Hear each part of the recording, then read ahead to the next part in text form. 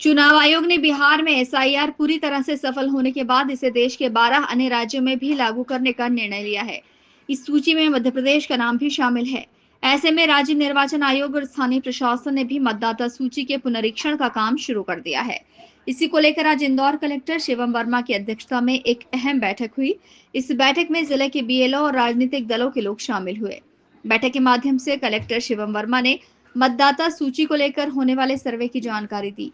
बैठक में कलेक्टर वर्मा का रुख बेहद सख्त रहा। उन्होंने साफ शब्दों में कहा, यह महज रूटीन पुनरीक्षण नहीं है, बल्कि फर्जी मतदाताओं को सूची से बाहर करने और एक ही व्यक्ति के डुप्लीकेट नामों को पूरी तरह खत्म करने का ऑपरेशन है।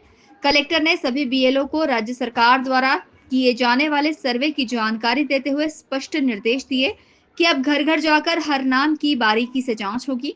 उन्होंने कहा कि मतदाता सूची को 100% शुद्ध बनाना हमारी प्राथमिकता है।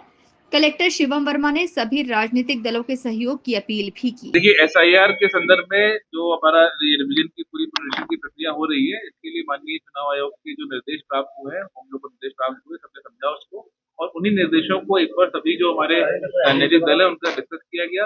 उसके सुझाव आए हैं कि किस प्रकार अपनी जो पूरी पुनरीक्षण की प्रक्रिया है इसको हम लोग पारदर्शी तरीके से, इफेक्टिव तरीके से कर पाए अपने जिले में। तो उसी के लिए पूरी चर्चाएं हुई हैं, बहुत सारे सुझाव भी हैं, उस पर हम लोग अब काम करेंगे और जो बीएलओज हैं उनकी भी ट्रेनिंग करके उनको भी हम लोग बता रहे हैं कि क्या क्या उनसे अपेक्षा है और वो काम करेंगे। और उनके सहयोग के लिए चूंकि सभी राजनीतिक दलों से आज बात हो गई है, उनके भी जो बूथ लेवल के एजेंट्स होंगे उनके साथ समन्वय बनाकर हम लोग ये काम करेंगे।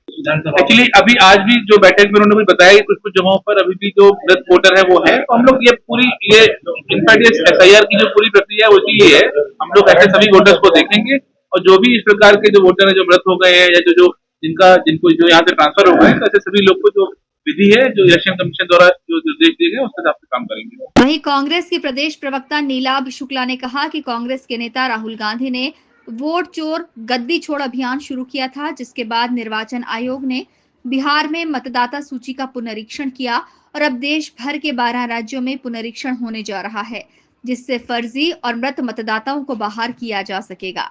कांग्रेस ने जब इसके खिलाफ आवाज उठाई और जोर शोर से अभियान चालू किया, वोट चोर गद्दी छोड़, उसके बाद चुनाव आयोग ने विशेष गहन पुनरीक्षण अभियान शुरू किया।